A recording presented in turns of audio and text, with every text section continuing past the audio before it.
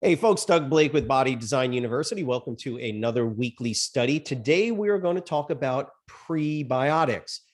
Now, last week we talked about meal frequency. The reason I did that was because I was thinking it was Thanksgiving week, we're getting into Christmas. Why not maybe focus a little bit more on the nutrition? Now, look, I'll be honest with you. This is probably one of my favorite areas of study. Nutrition in itself is just fascinating. And when all is said and done, like we always say at BDU, 80% of the way you're going to make changes to people's bodies. And by the way, just from a purely health perspective, nutrition, not that exercise is not important. We would never discount the critical importance of exercise for strengthening the cardiorespiratory system, yada, yada. But it's nutrition that, for the most part, is going to have the most profound effect on helping people lose body fat, gain lean body mass, and in the case of what we're talking about today, prebiotics and, of course, probiotics, helping people with the health of their gut, right, or the colon, the large intestines, right? So colon, large intestines, same thing. And just overall health benefits. It's an area of study that it's been around for a little while, but it's still relatively new. So how we can help individuals with the use of food products, right? And specifically those food products, natural foods in general, that contain what are known as prebiotics, and that's what we're going to talk about here. When I pull up the PowerPoint presentation, just keep in mind prebiotics are not probiotics. But if you've been involved in the fitness industry at all, even the average person, they generally look now, or they're being told by their doctors, to consume what are called probiotics, PRO biotics. But the areas of research, of really more intense research right now, in fact, what I'm doing myself from research perspective, has to do with prebiotics.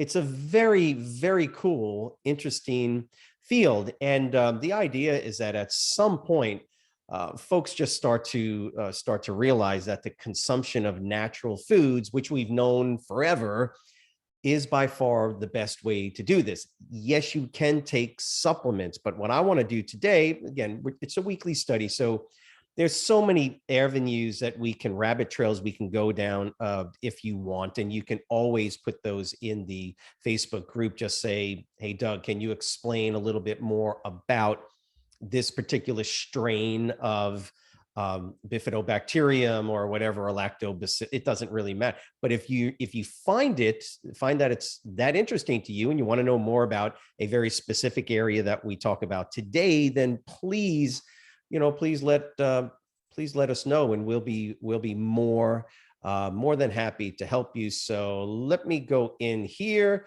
and I want to go ahead and get us going on this study. I don't know why it took me so long to get to that. It normally is not a problem, but we're talking about prebiotics today.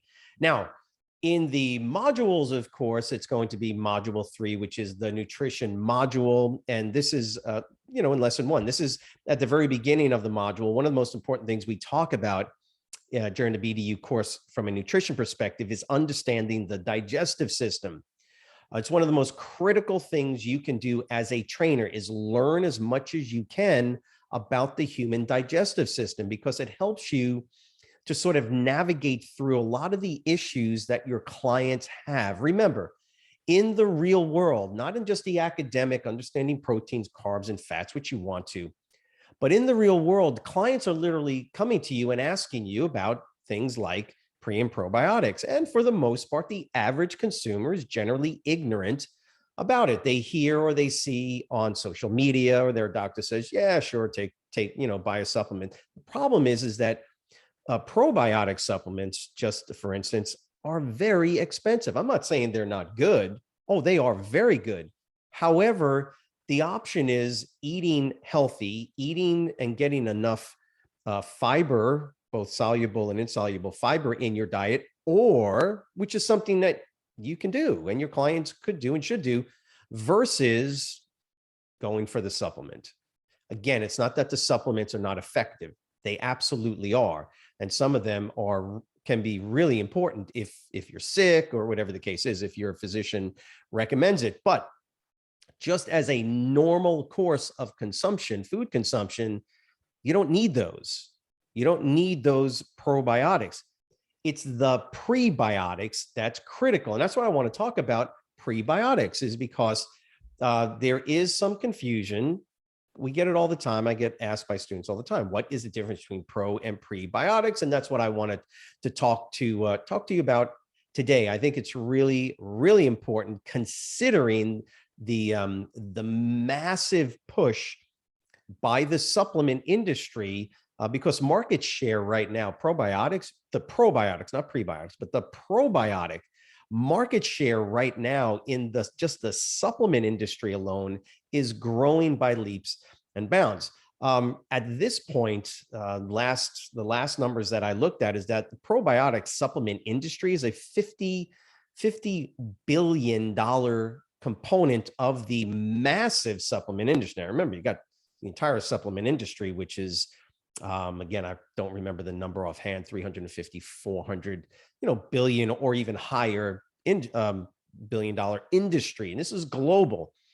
The probiotic component is right now the entire field. Not talking about just supplements. I'm talking about supplements plus food products. For instance, if you ever buy, kombucha, for instance, right? So kombucha is an actual liquid food product. That's a much larger market share right now, but just the supplement part is about $1 billion+, about $1.2 billion in the United States alone. The $50 billion industry that we call the probiotic market industry right now, that global number includes everything from supplements to, you can consider yogurt to be a, probiotic food-based product. Kimchi, tempeh, means all of those food-based products. It is a massive, massive industry, with supplements being a small but growing part of that market space. So the idea then is that if we look at the prebiotics, and this is something that is important, because the probiotics are the bugs. Those are the bacteria, the fungus, the yeast. Those are the beneficial bugs. I call them bugs. It's just easier for me to say the food and the bugs that eat the food, right? Prebiotics is the food.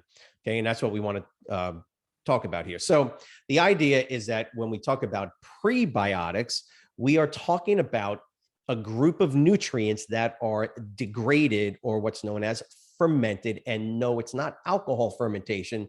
This is what we call lactic acid fermentation. Okay. So just so you know, two general types of fermentation that can occur when certain bacteriums and yeast will eat sugars. They can be converted, depending on the bacterium, and the yeast will be converted into ethanol, right? That's your standard fermentation into alcohol, right? So there are ethanol producing bugs. And then there are what we're talking about here in this context, which is what's known as lactic acid fermentation. So the production of lactic acid and other degraded byproducts of this fermentation process. So the common understanding is that prebiotics are the nutrients. They're non-living. Probiotics, it's the actual living bacteriums and viruses, yeast, things like that.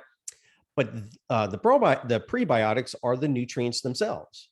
Now, the general understanding is that the fermentation products that the stuff gets converted into are what are known as short chain fatty acids. If you've gone through module 3 already, and we kind of looked at the that macronutrient component called fats, you understand that it's fatty acids and a glycerol group that create, so 3 free fatty acids connected to a glycerol group form what are known as triglycerides, right? So those free fatty acids which are composed of carbon chain backbones. They come in a certain length. There could be 6 carbons, 12 carbons, 15, 18, whatever the case is. The shorter the carbon chain, it has a different chemical effect than long chain fatty acids. The byproduct, now there are other byproducts, but the vast majority of the byproducts are degraded fermented materials that come from prebiotics after they've been consumed and eaten by the bugs, is going to be what are known as short chain fatty acids. And again, that's what this is saying, short chain fatty acids by the gut microbiota. We call it the microbiome. You can call it the bioflora. There's any number of names or terms that's used to describe those guys that are inside your intestinal tract. The vast majority, yes, there's microbiota in the stomach. Yes, there's microbiota in the small intestines, but the vast majority where we see the most microbiota or microflora is going to be in the large intestines, or what we call the colon. That's where we focus. So we look at those actual bugs that live in your colon, in the large intestines, because that's where the vast majority of all this good stuff that's helping your body is going to occur. So they basically, here's the deal. Prebiotics basically feed the intestinal microbiome. Like I just said, short chain fatty acids are released into the blood circulation. What's the benefit of short chain fatty acids? Well, they are chemically different than medium chain fatty acids and long chain fatty acids, or even very long chain fatty acids. So they have unique beneficial effects, not only on the actual endothelium in the colon, which is great in and of itself. That's really, really important. But the interesting thing about short chain fatty acids is that they can actually cross through the intestinal wall barriers that are located in the intestine and actually get into the blood system. Once they get into the blood system, they are used in many different ways throughout the entire body by other organs in the body. And they do things that other forms of fatty acid chains simply do not do. So your body has this really, and by the way, they're one of their main benefits is on the immune system. And so again, can't go too deep into it. If you want us to go further into it, I'd be more than happy to do another study just on short chain fatty acids. Just let me know. But the point is that the prebiotics, all this food stuff, is eaten by the bugs, the normal intestinal flora or bioflora, microbiome, microbiota, all that stuff. And by the way, there's trillions of them. There's more individual bacterium, yeast, and fungus living in your large intestines than there are cells in your body. Okay. In fact, if you were to take all of the bugs that are in your colon that are naturally found there, and you put them all together and you weighed them, it would actually be a couple of pounds. That's how much of that stuff is in you. Yeah, they're critically important. You could not live. Technically, you can't live without them. Just keep in mind, and I just wanted to make sure you understood this, prebiotics are not probiotics. Okay, now, just from an opinion perspective, it's not that one is better than the other. You got to have the prebiotics, otherwise the probiotics can't live. Okay, so you've got to ingest prebiotics. Here's the thing. If you don't take a supplement of probiotics, you will still get you'll still get probiotics into your intestines. You don't need to take probiotics because it's in your foods. I actually have some stuff here with me, so you can take a look. Now, I actually have a slide that I'm going to go into next. Remember, prebiotics food, probiotics are the bugs that eat the food. And before I go to this next slide, I just want you to, I've got some yogurt, some Chobani yogurt. I haven't eaten it yet. I normally have one of these every morning with some oatmeal and a banana and protein. And this is the stuff, right, that actually contains, this is your supplement. Now I know it's easier to go uh, into a store and buy the pills and take those pills. It's a highly inefficient process, especially for the cost. Why? Because yes, I know you're getting 50 billion colony forming units, CFUs, and the stuff does work. But remember, not all of that gets through the low pH environment, just as the same thing with yogurt, but enough get through to repopulate your large intestines with the appropriate level of the bacteriums. And so I have this, I'm going to go over a couple of things with you on this, but I don't need to purchase supplements. And I'm not telling you not to. If your doctor said, yeah, you need to take the probiotics that are specifically designed for vaginal health, just as a for instance, yeah, absolutely go take them. Because remember, those different probiotic supplements contain different bacteriums, and that's why I want to explain to you now. So I pulled up this little picture here. I thought it was pretty cool, and it got to exactly what I wanted to go over, kind of help you with. And this is just a very small, obviously that's not, see 5 of these. What I want to do is I want to actually show you. The first one is apples. These are the prebiotics. This is what I want to show you. I thought this was a cool chart because it shows you prebiotics and kind of the probiotics. And it's just an example. The most common prebiotics, right? The most common sort of nutrients. And by the way, not all prebiotics are just fibrous carbohydrate stuff, right? Like pectin and the oligosaccharides and other polysaccharides. It's not. There are other prebiotics. We just don't talk about them. It's just not a large source for the human digestive system, but there are other, this is the technical stuff we don't have to get into. But apples contain pectin. What is pectin? Pectin is it's a soluble fiber, okay, right? Normally found in apples. We find them in citrus peels. We find them in some other fruits and vegetables. But pectin acts as a prebiotic. So when you start seeing, out there in the commercial world, you start seeing some of these terms, it'll make more sense. So pectin as a soluble fiber. Remember, we've talked about fiber. There's insoluble and soluble. Insoluble, that's not going to be your prebiotic. The insoluble fibers are not going to be fermented by these bacteriums, but pectin will. It's a prebiotic. It's just one of any number of prebiotic type of soluble fibers. We also have what's known as, now artichoke is interesting because artichoke, Jerusalem artichoke, there are a number of other chicory root. You might hear that the best source of prebiotics are, chicory root. Well, here's the deal. Inulin and FOS, and FOS simply stands for fructooligosaccharides.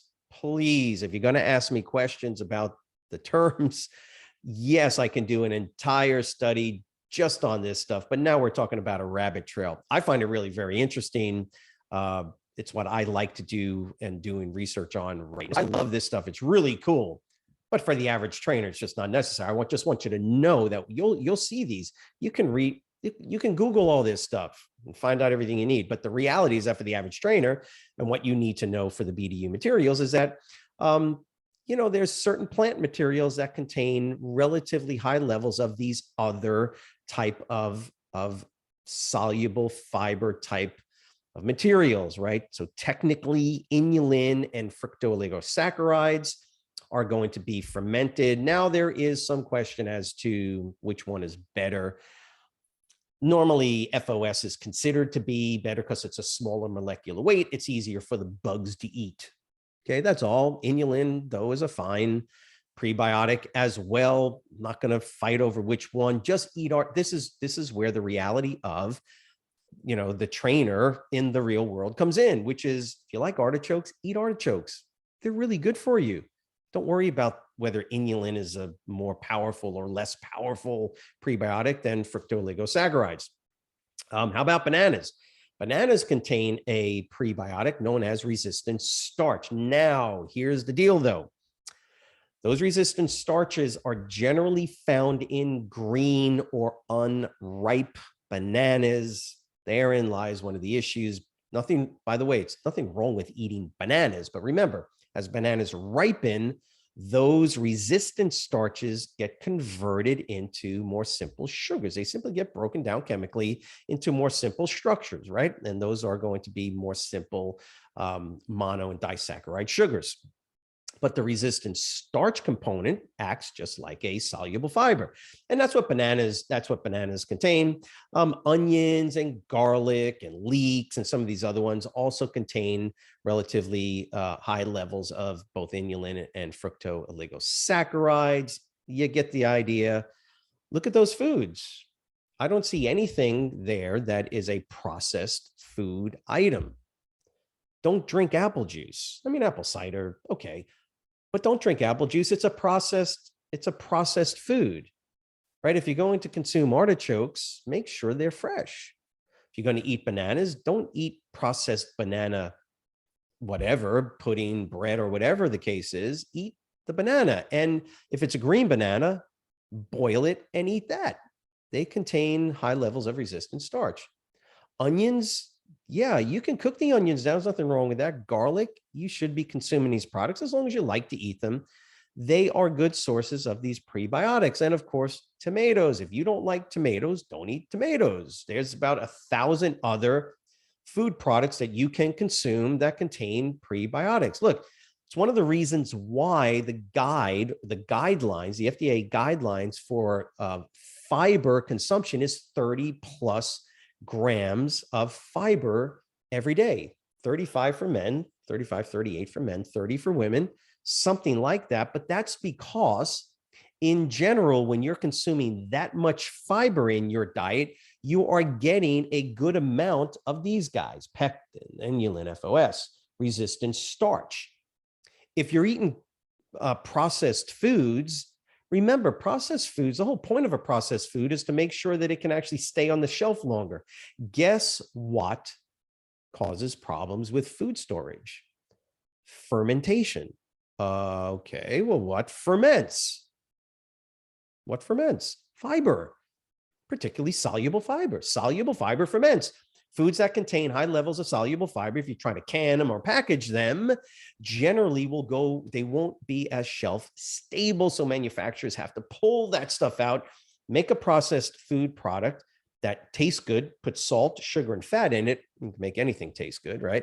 And it removes mostly, that's why generally the majority of your food should be unprocessed. That's going to get the standard amount of 30 plus grams of fiber. But I continue to digress. The point is that these terms that you're seeing, pectin, inulin, FOS, resistant starches, there's a bunch of them. There really are out there. These are where you're going to get the food to feed the guys, the bugs that are inside you. And that's why I liked that they put this little comparison. So where do you get probiotics from? Yes, look at that. Yogurt. So these guys contain probiotics. Now, they don't contain a whole lot of the prebiotics, but that's okay. But I get a ton of probiotics in this stuff. And that's what I wanted to kind of show you. So you've seen these before, by the way, miso, kimchi. It's one of the reasons why the fermented food industry has grown so much, right? Kimchi. I was stationed in Korea when I was in the Army, been eating kimchi since the 1990s because I enjoyed it. And of course, I've found that if I made my own, I had a ready source, and you can make kimchi on your own. And I'm going to show you something that I make here. Here's the thing is that the main probiotics, this is not a weekly study on probiotics. I just wanted to show you the most common bacteriums. Now, there's not just bacteriums, there's yeast, there are funguses that are also of benefit, that are probiotics that provide benefits, that eat these guys, right? That eat the guys up here, all the inulin and the FOS and the pectin, right? So lactobacillus and the bifidobacterium strains. So the lactobacillus is the genus. Then you have all of the species and varieties Look, there's over 500 unique strains of bacteriums in your large intestines. And depending on who you are, depending on where you live, depending on your diet, you can have 6, 7, 800 different strains of bacterium. But there are these most common strains, and that's what you're seeing in yogurt, for instance, and what you're seeing in miso and tempeh. Now, remember, those are soy-based fermented products, so they're somewhat unique in the type of bugs that you get from eating them. And remember, when I say bugs, I say that lovingly because they're beneficial. Kimchi, of course, kimchi is one of the main kimchi's in the fermented product, like pickles that have not been heated. And again, if the stuff has been pasteurized, because that's what pasteurization does, unfortunately, if the pickles have been pasteurized, and you want to make your own, okay? And look what I have for you. If you can see this, this is all ginger. This is what's known as a ginger bug. So this is what I make on a regular basis. This is from fresh ginger that has been squeezed, crushed, all the juice removed, and then just the pulp is what remains. That pulp contains naturally, both on the skin, most vegetables and fruits contain lactobacillus and bifidobacterium strains all over them. And basically all I do is I take that, and I already have the probiotic stuff. These bugs are already living on and in the ginger. Ginger is a great source of these guys, by the way. It's why I use it. And I just put that in a container, glass container, water, and then some sugar. And then within a day or two, I add a little bit of sugar every day, and basically the bugs eat the sugar.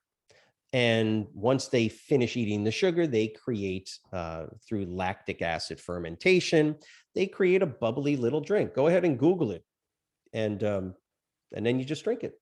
And I strain it and I drink it, and then I'm able to continue that process because the bugs continue to live inside here. And as long as I feed it with sugar and put a little water in there, I can go weeks with the same ginger. So there's your little take on how to do this stuff naturally. Of course, kombucha is another. I haven't done it in a while, but I make my own kombucha. You've seen these things, folks. Come on, as trainers, you should be looking to make your own stuff. Show it to your clients. It's not difficult to do, but for sure, this is a given. Remember, yogurt was like the first probiotic food that was really how we got exposed to the beneficial properties of lactic acid fermentation product. And so on here, what I wanted to do is kind of show you. So you'll see lactobacillus and bifidobacterium. And if you look on your container, I'm just going to show you, not that you can read it, but I'm going to read it for you, is 6 live and active cultures. So anytime you're looking at yogurt, it has to say active live cultures on it. Otherwise, it's a waste of your time. Other than that, it might taste good. So you always look for active and live cultures. And I'm just doing this real quick because we're already here. I just figured I'd tell you. This actually contains Streptococcus thermophilus. It contains Lactobacillus bulgaricus, is a strain of Lactobacillus. Acidophilus, so Lactobacillus acidophilus is another strain of Lactobacillus. Bifidus is another strain of the Bifidobacterium genus. Lactobacillus casei, Lactobacillus rhamnosus. There's that's just 6. You just Google it and you'll see there's generally 50, 55, 60 common ones that you'll see, different strains inside these different food products. Look, at the end of the day, what I want you to understand is that specifically for this study, all of that stuff needs to be fed. Those guys need to be fed. And it's great to consume those. It really is. I would much prefer, and I would tell my clients, I much prefer you consume it in food, But if you're a physician, it's the only time I would ever recommend that, but you could recommend it if they're not eating properly, they still got to get the probiotic, the bugs in their body. And that's why a physician will say, yeah, sure. The only problem is they're pretty expensive, just so you understand. Do a quick cost analysis and help your clients to understand. I'd much rather see somebody eat yogurt and consume some of these other fermented food products on a regular basis. But remember, the whole point of this study is to say, with all of that, you have to now feed those guys. You got to feed them, and you feed them with what? Prebiotics, which are in general going to be the soluble fibers or the resistant starches, which act very similar to soluble fiber. And then they are going to, because they provide the food, the byproduct or the degradation process of fermentation inside the colon is going to produce short chain fatty acids. Yes, butyrate is produced, and there's a whole number of other products, byproducts of that fermentation process. Again, not going to go into that to any great extent, but the idea is that those prebiotics is really what you want to help people focus on. That's why we are constantly telling folks, you've got to get 30 plus grams of fiber, soluble and insoluble fiber, in your diet on a regular basis. Okay, so keep that in mind. It's critically important. If you have any questions on prebiotics or any of the things we talked about here, yes, I'll do a weekly study on any of them. This should help you as well in your understanding in module 3. This is lesson 1. Again, remember, Wednesdays at 2 p.m. Eastern time, Corey and Doug, Q&A, personal trainer talk. Please come on board. And there's a link in the Facebook group itself where you can access and send us those particular questions. Always remember, you have your student success coach will also be more than happy to talk to you in any part, not just in module 3, obviously, but throughout the entire course. Remember, we're here to help you so you can pass your BDU final exam on the first shot and then move on to your NASM and your ACE studying and exam as well. As always, it's a pleasure. Have a great weekend, and we'll see you next week. Thanks.